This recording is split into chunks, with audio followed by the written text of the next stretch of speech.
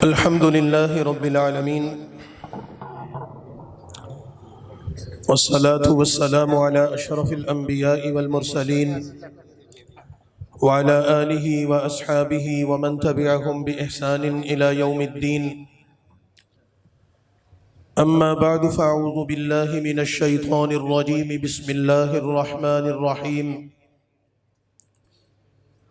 من عمل صالحا من ذكر أو أنثى وهو مؤمن فلنحيينه حياة طيبة ولنجزينهم أجرهم بأحسن ما كانوا يعملون.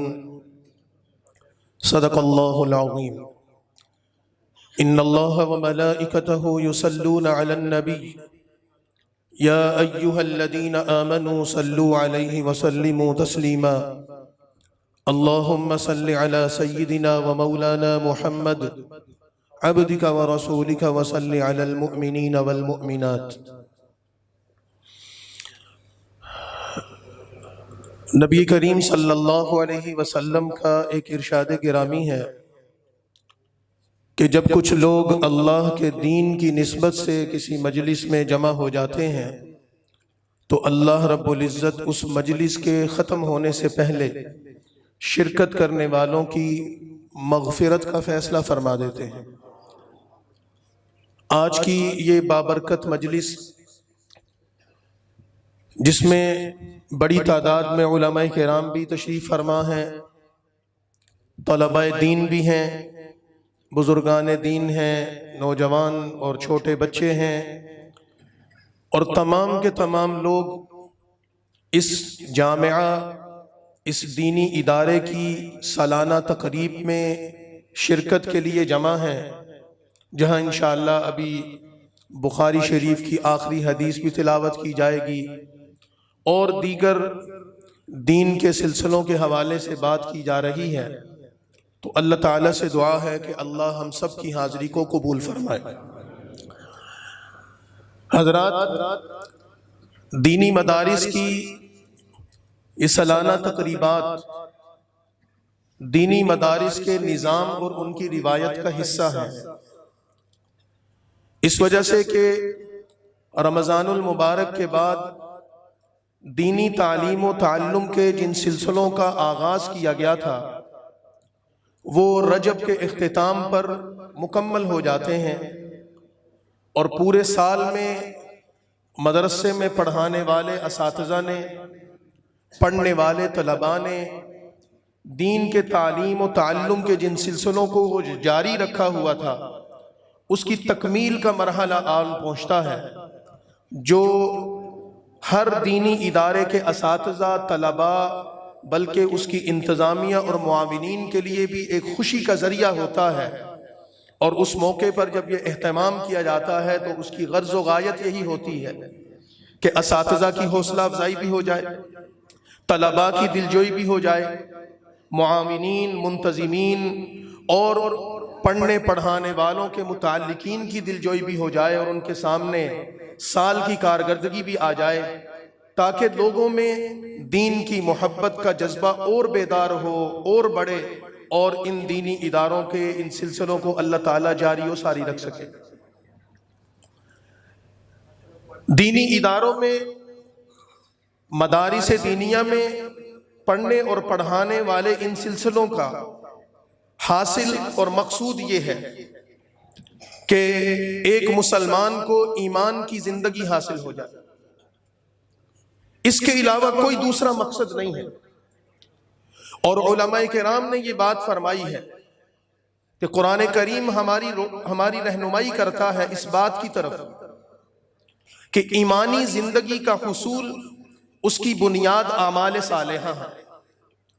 قرآن کریم کی آیت کہتی ہے من عمل صالحا من ذکر او انثی وہو مؤمن، مردوں اور عورتوں میں سے جو شخص نیک اعمال کرتا ہے، جو شخص اعمال صالحہ کا راستہ اختیار کرتا ہے، اللہ کے نزدیک وہی ایمان والا ہے.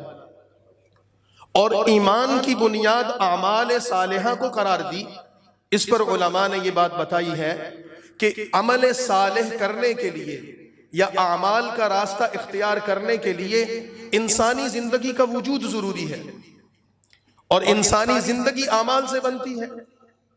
لیکن یہاں کچھ تفصیل ہے جس کو آپ سمجھیں کہ مدرسے کی تعلیم کالج کی تعلیم سے کیوں مختلف ہے، مدرسے کی تعلیم یونیورسٹی کی تعلیم سے کیوں مختلف ہے. مدرسے کی تعلیم کالج اور یونیورسٹی کی تعلیم سے، یا مدرسے کا نصاب کالج اور یونیورسٹی اور اسکول کے نصاب سے یا دیگر اداروں کے نصاب اور تعلیم سے کیسے مختلف ہے؟ اس وجہ سے کہ انسانی زندگی مختلف مراحل سے گزرتی ہے.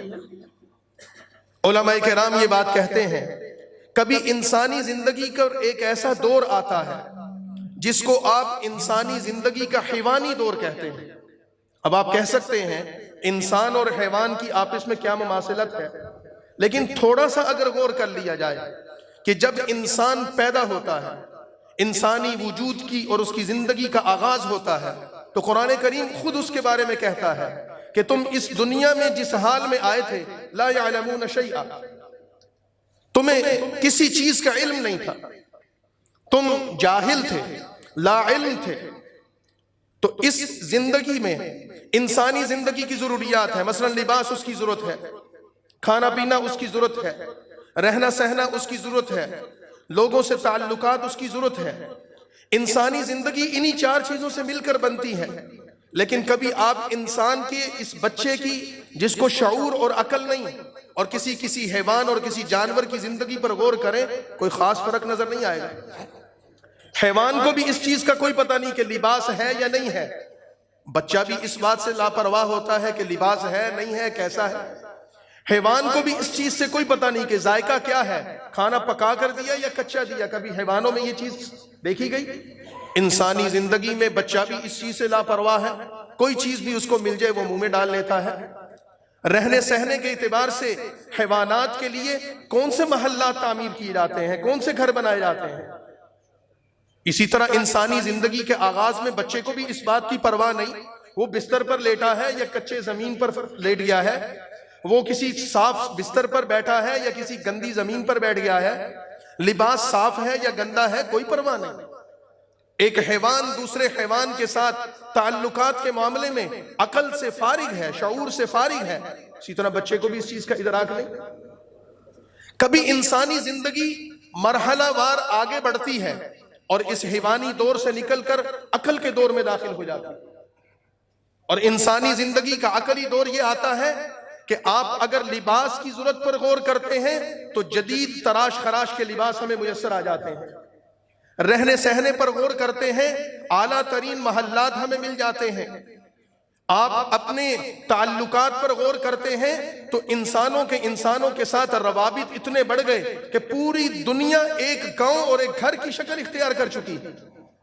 آپ انسان کی غذا پر غور کرتے ہیں تو انسان نے اپنے کھانے پینے کی سینکڑوں نہیں ہزاروں اقسام تیار کر لی ہیں. ایک ہوٹل میں چلے جائیں تو وہ آپ کے سامنے اتنی لمبی لسٹ اور فہرست دیتے ہیں کہ ہمارے پاس کھانے کی اتنی سینکڑوں اقسام میسر ہیں.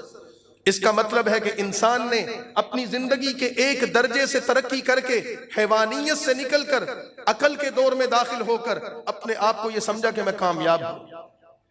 لیکن اگر ہم اس پر تھوڑا غور کر لیں کہ کیا ہماری انسانوں کی زندگی کا یہ دور ہمارا مطلوب و مقصود ہے؟ ایک انسان اعلیٰ لباس، اچھا لباس، قیمتی لباس پہن لے، ایک انسان اچھی غذا کھا لے، ایک انسان کسی اعلیٰ رہائش میں رہنا شروع کر دے، لوگوں کے ساتھ تعلقات رکھنا شروع کر دے. تھوڑی سی غور و فکر کے بعد، شعور اور عقل کی طاقت سے کام لینے کے بعد ہم اس نتیجے پر پہنچیں گے کہ ہماری عقلی ترقی کا دور بھی ہماری کامیابی کی معراج نہیں ہے. اس وجہ سے پینا اور کھانا میری ضرورت ہے، میں اس کے بغیر زندہ نہیں رہ سکتا. عقل مجھے یہ کہتی ہے کہ تمہارا پیٹ خالی ہے، تمہیں بھوک لگی ہے. کھانے کے لیے اگر مجھے گندم میسر ہو، روٹی میسر ہو، ذبح کیا ہوئی بکری اور مرغی کا گوشت میسر ہو، اس سے بھی میرے پیٹ کی آگ بجھ جائے گی. اور اگر مجھے کھانے کے لیے کوئی ایسی چیز میسر آ جائے، مثلا اگر سور کا گوشت میسر آ جائے، اگر میں وہ کھا لوں، اس سے بھی میرا پیٹ بھر جائے گا اور میری بھوک ختم ہو جائے گی. پیاس میری ضرورت ہے، پینے کے لیے دودھ پی لوں تو پھر بھی میری پیاس ختم ہو جائے گی، اور اگر شراب کا گلاس چڑھا لوں تو اس سے بھی میری پیاس ختم ہو جائے گی. تو پھر فرق کیا رہ گیا؟ ایک انسان کے اندر اللہ تعالیٰ نے جنسی خواہشات پیدا کی ہیں، اس کے اندر وہ اللہ تعالیٰ نے قوت پیدا کی ہے.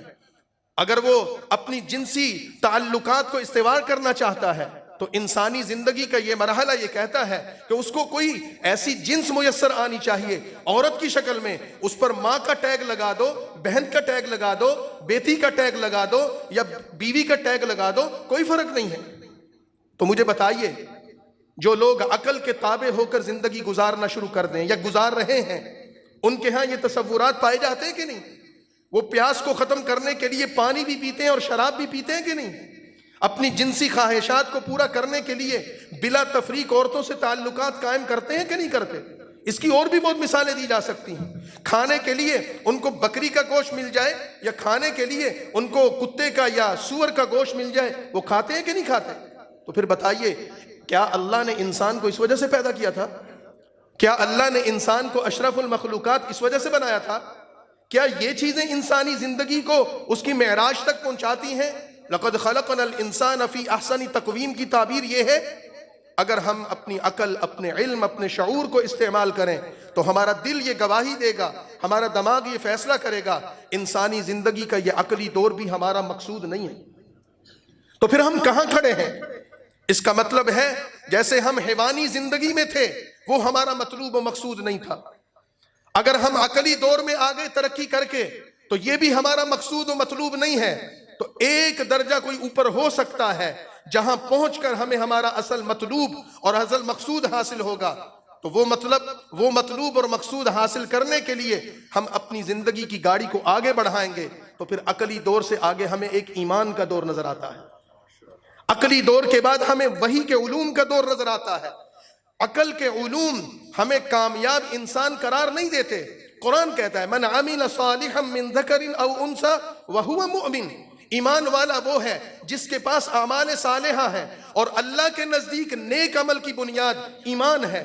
اللہ کے نزدیک نیک عمل کی بنیاد علوم نبوت ہیں، علوم وحی ہیں. جب ہم اپنی زندگی کو عقلی دور سے نکال کر ایمان اور وحی کے تابع کر دیں گے پھر ہم اللہ کے نزدیک معیاری انسان بن جائیں گے.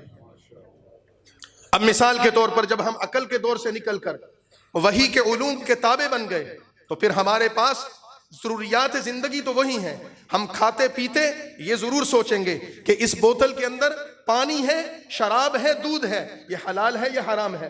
یہ ہمیں عقل نہیں بتاتی، یہ ہمیں وحی بتاتی ہے. میں ایک عورت سے جسمانی تعلقات قائم کرنا چاہتا ہوں، یہ میری ماں ہے، بہن ہے، بیٹی ہے یا بیوی ہے، یہ مجھے عقل نہیں بتاتی، یہ مجھے وحی بتاتی ہے. میں کھانے کے لیے میں حلال کھا رہا ہوں یا حرام کھا رہا ہوں، تجارت بھی نفع ہے اور سود بھی نفع ہے. میں سود کھا رہا ہوں یا تجارت کا نفع کھا رہا ہوں، یہ عقل مجھے نہیں بتاتی، یہ مجھے وحی کا علم بتاتا ہے. تو پھر ہماری اصل ضرورت کیا ہے؟ عقل کا علم ہے یا وحی کا علم ہے؟ وحی کا علم ہے. تو مجھے بتائیے، میں اپنی بات کو سمیٹ رہا ہوں کیونکہ میں اصل بات کر چکا ہوں. تو پھر ہمارا مطلوب و مقصود کیا ہونا چاہیے؟ عقلی علوم ہونے چاہیے یا وحی کے علوم ہونے چاہیے؟ تو یہ وحی کے علوم نہ ہمیں کالج میں ملتے ہیں، نہ ہمیں یونیورسٹی میں ملتے ہیں، نہ اسکول میں ملتے ہیں، نہ دنیا کی اعلیٰ ترین دانشگاہوں میں ملتے ہیں. یہ وحی کے علوم ہمیں ان مدارس میں ملتے ہیں، ان چٹائیوں پر ملتے ہیں، ان علماء سے ملتے ہیں جن کو براہ راست علوم نبوت کا وہ سلسلہ اور وہ نسبت حاصل ہے جو انہیں رسول اللہ سے ملاتی ہے اور رسول اللہ کے واسطے سے اللہ سے ملاتی ہے. تو دینی مدرسے میں آنے والا وہ عقلی علوم کے حصول کے لیے نہیں آتا. اس بات سے ہمارے دوستوں کو، ہمارے بھائیوں کو اور سامعین کو اس سوال کا جواب بھی مل جانا چاہیے کہ تم مدرسے میں بخاری پڑھاتے ہو، قرآن پڑھاتے ہو، فقہ پڑھاتے ہو، حدیث، علوم حدیث، قرآن اور تفسیر کے علوم پڑھاتے ہو، تم یہاں میڈیکل کی تعلیم کیوں نہیں دیتے؟ تم یہاں انجینئر پیدا کیوں نہیں کرتے؟ تم یہاں پر کوئی ڈاکٹر کیوں نہیں بناتے؟ تو ان باتوں سے ان کا جواب بھی مل جانا چاہیے کہ مدرسے کا مقصد لوگوں کو ڈاکٹر بنانا نہیں ہے، لوگوں کو انجینئر بنانا نہیں ہے، لوگوں کو کامیاب تاجر بنانا نہیں ہے. مدرسے کا مقصد ایک ایسا عالم دین تیار کرنا ہے جس کی زندگی کا حاصل کیا ہو کہ میری زندگی عقلی علوم کے تابع نہیں ہوگی، میری زندگی وحی کے علوم کے تابع ہوگی. اور وحی کا علوم سے کے تابع بن کر ہم رسول اللہ صلی اللہ علیہ وسلم کے تابع بن جاتے ہیں. ہم رسول اللہ صلی اللہ علیہ وسلم کے ساتھ رشتے میں جڑ جاتے ہیں اور اس سلسلے کو علوم نبوت کے احیاء علوم نبوت کے سلسلوں کو جس نے جاری رکھا ہوا ہے وہ علماء ہیں، طلباء ہیں اور دینی مدارس ہیں۔ تو کیا دینی مدارس کی کوئی کم قدر ہوگی پھر؟ تو ان مدارس کا اللہ کے ہاں کیا مقام ہوگا، ان مدارس کا اللہ کے ہاں کتنی قدر و منزلت ہوگی، ان طلباء کی، ان علماء کی اللہ کے ہاں کیا قدر و منزلت ہوگی۔ یہی وجہ ہے کہ ہمارا مسلک، ہمارا مشرب اور ہمارا مکتبہ فکر جس کو ہم دیوبند کہتے ہیں، اس کی نسبت دارالعلوم دیوبند کے ساتھ ہے، اور دارالعلوم دیوبند کے اکابر اور بزرگوں کے سب کے پیر حضرت حاجی امداد اللہ مہاجر مکی رحمت اللہ علیہ کو مکہ مکرمہ میں جب کسی شخص نے جا کر یہ اطلاع دی کہ حضرت ہم نے دینی علوم کے فروغ اور ان سلسلوں کو جاری رکھنے کے لیے دیوبند میں ایک مدرسہ قائم کیا ہے، اور اس مدرسے کے بننے اور اس کی بنیاد کی جب اطلاع دی تو حضرت حاجی صاحب نے اس کو کیا فرمایا تھا؟ حضرت حاجی صاحب نے یہ بات فرمائی کہ تم کہتے ہو کہ ہم نے مدرسہ قائم کیا۔ اب حاجی صاحب کا کیا مقام و مرتبہ ہے، ہو سکتا ہے میرے جیسے طلباء یا نوجوان نہ جانتے ہوں، لیکن ان بزرگوں سے پوچھئے کہ حاجی امداد اللہ مہاجر مکی رحمت اللہ علیہ کتنی بڑی روحانی شخصیت تھے۔ تو حاجی صاحب نے فرمایا کہ تم کہتے ہو ہم نے مدرسہ قائم کیا، تمہیں کیا پتا کہ کتنے فقیروں کی پیشانیاں اللہ کی بارگاہ میں جھکی رہیں، سجدہ گاہ رہیں، اور پھر جا کر اللہ نے یہ مدرسہ ہمیں عطا کیا ہے، جس کی برکت سے دینی علوم کے سلسلے جاری ہیں اور انشاءاللہ اسی طرح جاری رہیں گے۔ اللہ کا دین کسی کا محتاج نہیں ہے، اللہ کا دین افراد کا محتاج نہیں ہے، اللہ کا دین عمارتوں کا محتاج نہیں ہے، اللہ کا دین پیسے اور وسائل کا محتاج نہیں ہے، اللہ کا دین کسی فرد، کسی شخص، کسی جماعت کا محتاج نہیں ہے۔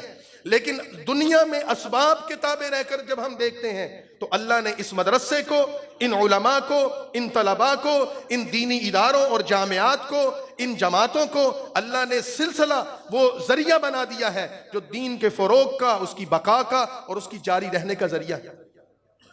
اور میں اس بات کو ختم کرتے ہوئے کوئی عالم دین کا حوالہ دوں، کسی مدرسے کے مولوی کا حوالہ دوں، یا میں کسی ایسے شخص کا حوالہ دوں کہ جو براہ راست مدرسے کا فیض یافتہ ہو تو کہیں گے کہ مدرسے کا مولوی ہے، مدرسے کی بات کرتا ہے۔ شاعر مشرق علامہ اقبال مرحوم، جن کی تعلیم مدرسے کی نہیں ہے، جن کی شخصیت کی پہچان مدرسہ نہیں ہے، وہ خود یہ کہتے کہ اس مدرسے کو اس کی اصل حالت میں رہنے دو۔ جب یہ آوازیں اٹھتی ہیں نا، مدرسے کے نظم کو بدلو، اس کے نصاب کو بدلو، اس کی تعلیم کو بدلو، اس کے طریقہ کار کو بدلو، تو وہ کہتے تھے کہ مدرسے کو اس کی اصل حالت میں رہنے دو۔ میں اندلس میں دیکھ کر آیا ہوں، اسپین میں مسلمانوں کے حالات کو دیکھ کر آیا ہوں، جب ان کا مسجد اور مدرسے کا نظام تبدیل ہوا تو مسلمانوں میں سے ایمان ہی نکل گیا۔ ہندوستان میں مدرسہ باقی ہے، باقی رہے گا تو یہاں دین و ایمان کے سلسلے بھی باقی رہیں گے۔ اور آج آپ چلے جائیے عالم عرب میں، چلے جائیے، میں عالم دنیا کی بات نہیں کرتا، عالم عرب میں چلے جائیے، ان ممالک میں چلے جائیے جن کی زبان عربی ہے، جو صدیوں سے اسلام سے وابستہ چلے آ رہے ہیں، لیکن ان کے ہاں بھی آپ کو اسلامی تہذیب کے یہ نمونے نظر نہیں آئیں گے، ان کے ہاں بھی اسلام کی تعبیر اور اس کی تشریح کے یہ اعلیٰ ترین کارنامے نظر نہیں آئیں گے، علماء کی یہ خدمات نہیں ملیں گی جو اس بر صغیر میں، ہند و پاک میں ہمیں نظر آتی ہیں۔ اس کی وجہ یہ ہے کہ یہاں کے بزرگوں نے، یہاں کے اکابر نے، یہاں کے ہمارے اولیاء اللہ نے، اللہ تعالیٰ نے ان پر یہ چیز الہام کر دی تھی، اللہ تعالیٰ نے ان پر یہ چیز کھول دی تھی۔ انہوں نے ان تمام چیزوں سے بالاتر ہو کر، ہمارے پاس وسائل ہیں یا نہیں ہیں، ہمارے پاس کوئی چیز میسر ہے یا نہیں ہے، انہوں نے دین کے، تعلیم کے ان سلسلوں کو ایسے جاری رکھا کہ آج الحمدللہ ہماری نسلیں کلمہ پڑھتی ہیں، ہم اعمال صالحہ کا راستہ اختیار کرتے ہیں، ہمیں صحیح عقائد میسر ہیں، ہمیں دینی تعلیم و تعلم کے یہ سلسلے جو میسر ہیں، اس کی وجہ سے اور اس کی برکت سے ہماری نسلوں کا بھی انشاءاللہ ایمان محفوظ رہے گا۔ تو لہٰذا جو مدرسے میں آ گئے وہ خوش قسمت ہیں، اللہ تعالیٰ ان کے آنے کو مبارک کرے، اور جو مدرسے سے لا تعلق اور دور ہیں اللہ تعالیٰ ان کے دل میں بھی مدرسے کی اہمیت ڈال دے۔ اور ہم جب مدارس کی ان تقریبات میں شریک ہوتے ہیں جہاں ہم اللہ کا شکر ادا کرتے ہیں کہ اللہ تعالیٰ نے ہمیں یہ اعزاز دے دیا، اللہ تعالیٰ نے ہمیں یہ برکت دے دی، اللہ تعالیٰ نے ہمیں یہ نسبت عطا کر دی، اس مدرسے کے ساتھ ہمارے تعلق کو اللہ تعالیٰ نے دین کے حصول کا ذریعہ بنا دیا، وہاں ہم اس عزم کا بھی اعادہ کرتے ہیں کہ وہ لوگ جو مدرسے کو بند کرنا چاہتے ہیں یا مدرسے کے نظام یا اس کے نصاب کو تبدیل کرنا چاہتے ہیں وہ کسی غلط فہمی کا شکار ہیں۔ ہم ہر قیمت پر مدرسے کے نصاب کا بھی، اس کے نظام کا بھی، اس کے تعلیم و تربیت کے ان سلسلوں کا انشاءاللہ حفاظت بھی کریں گے، اس کا تحفظ بھی کریں گے اور اس پر کوئی کمپرومائز نہیں کریں گے۔ یہ ہمارا ادارہ ہماری اساس ہے، یہ ادارہ اور یہ مدرسہ یہ ہماری زندگی اور موت کا مسئلہ ہے، یہ ہمارے ایمان کا مسئلہ ہے۔ اس کے بغیر ہم نہیں رہ سکتے، اس کے بغیر ہماری زندگی فضول بن جاتی ہے، اس کے بغیر ہماری زندگی کا حاصل ہمیں نہیں مل سکتا، اس کے بغیر ہمیں وہ مطلوب و مقصود حاصل نہیں ہو سکتا کہ جس کے بارے میں قرآن کریم ہماری رہنمائی کرتا ہے۔ تو جو لوگ چاہتے ہیں ان کو ایمان کی طاقت حاصل ہو اور وہ اللہ کے مومن بندے بن جائیں، ان کو چاہیے کہ اعمال صالحہ اختیار کریں، اور اعمال صالحہ کی صحیح تعبیر، صحیح تشریح، قرآن کریم کی صحیح تعلیم، رسول اللہ کی سنت کی صحیح تعبیر اگر آج کہیں میسر ہے، وہ صرف اور صرف اس مدرسے کی چٹائیوں پر بیٹھنے والوں کو میسر ہے، کسی اور کو میسر نہیں ہے۔ اور جس کو یہ طاقت حاصل ہو گئی، جس کو یہ نسبت حاصل ہو گئی، اللہ کے نزدیک وہ مومن کامل بن گیا۔ اور جو ایمان والا ہے تو اللہ کا اس کے ساتھ وعدہ ہے فَلَنُحْيِيَنَّهُ حَيَاةً طَيِّبَةً وَلَنَجْزِيَنَّهُمْ أَجْرَهُمْ بِأَحْسَنِ مَا كَانُوا يَعْمَلُونَ۔ یہ دو وعدے اللہ نے انہی لوگوں کے ساتھ کیے ہیں۔ دعا فرمائے کہ اللہ تعالیٰ ہمیں یہ ساری نسبتیں عطا فرمائے، اس کی قدر کرنے کی توفیق عطا فرمائے اور ان سلسلوں کو آگے بڑھانے کی توفیق عطا فرمائے۔ ہمارا یہ جامعہ، ہمارا یہ ادارہ یہ کم وقت میں الحمدللہ دینی علوم کے ان سلسلوں میں اتنی ترقی کر چکا ہے کہ جو ماشاءاللہ قابل رشک ہے۔ اللہ تعالیٰ اس کے اساتذہ کو، اس کے منتظمین کو، اس کے معاونین کو، کیونکہ مدرسے کا یہ سارا نظام اگرچہ ظاہراً استاد اور شاگرد کے تعلق سے چلتا ہے، لیکن اس کے پیچھے انتظامیہ کی بھی اتنی ہی محنت ہوتی ہے، معاونین کا بھی اتنا ہی تعاون ہوتا ہے۔ اگر معاونین تعاون نہ کریں مدرسے کا نظام نہیں چل سکتا، انتظامی امور نہ ہو مدرسے کا نظام نہیں چل سکتا، استاد کا پڑھانا نہ ہو، شاگرد کا پڑھنا نہ ہو، مدرسہ نہیں چل سکتا۔ یہ ساری چیزیں ملتی ہیں تو پھر مدرسے کا یہ نظام قائم ہوتا ہے، اور پورے سال کی محنت کا حاصل آج کی یہ تقریب ہمارے سامنے ہے۔ جتنے سلسلے اس سال میں جاری رہے اللہ ان کو قبول فرمائے، اور جو منصوبے آنے والے وقت کے لیے زیر غور ہیں اللہ ان کی تکمیل کے لیے ہماری مدد فرمائے۔ وآخر دعوانا ان الحمد للہ رب العالمین۔